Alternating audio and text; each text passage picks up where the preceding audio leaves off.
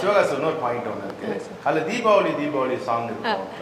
அந்த பாட்டு வந்து என்னாச்சுன்னா லைக் ஆல்மோஸ்ட் அந்த பாட்டோட பல்லவி சில பேருக்கு பிடிக்கல. தீபாவளி தீபாவளி தீபாவளி நீ தாண்டின்னு சொல்லிட்டு ஐ மீன் சில பேருக்கு பாட்டு எழுதுனது பேரரசு தான் எழுதினாரு. இத்தனைக்கும் ஷூட்லாம் நியூஸ் சேனலில் போய் பண்ணி கொண்டு வந்துட்டாங்க ஆக்சுவலாக.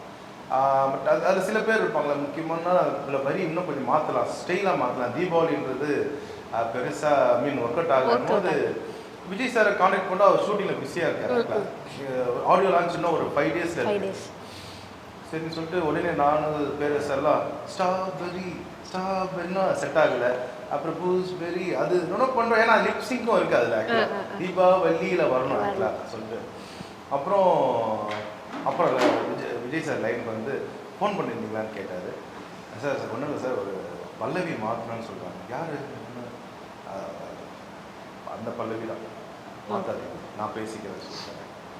ஓகேன்னு சொல்லிட்டு பார்த்தா படம் ரிலீஸ் ஆகி பயங்கரமாக ஹிட்டு. எனக்கு அதுக்கப்புறம் ஒரு 4 months கழிச்சு 5 months கழிச்சு தீபாவளி 2005 வந்தது. 2006 வந்து பார்த்தீங்கன்னா சிவாஜி படம் ரிலீஸ் ஆகுது. அதில் பார்த்தா தீபாவளி பாட்டுக்கு சூப்பர் ஸ்டார் ஆடுறாங்க. ஒரு சீனில் வரல தீபாவளி. எனக்கு அவ்வளோ சந்தோஷம். அப்போ தான் எனக்கு அந்த யார் மாற்றணும்னு சொன்னாங்க ஃபோன் பண்ணி, ஸ்ரீ மாற்ற சொல்லியிருந்தேன். எனக்கு எந்த அளவுக்கு ஹிட் ஆகும்னு தெரியாது. சூப்பர் ஸ்டார் ஆடுறாங்க அவங்க பாட்டு இருக்கும்போது சிவகாசி அவ்வளோ கனெக்ட் கேட்டிங்களா, எவ்வளோ கனெக்ட் இருக்கு அதில்.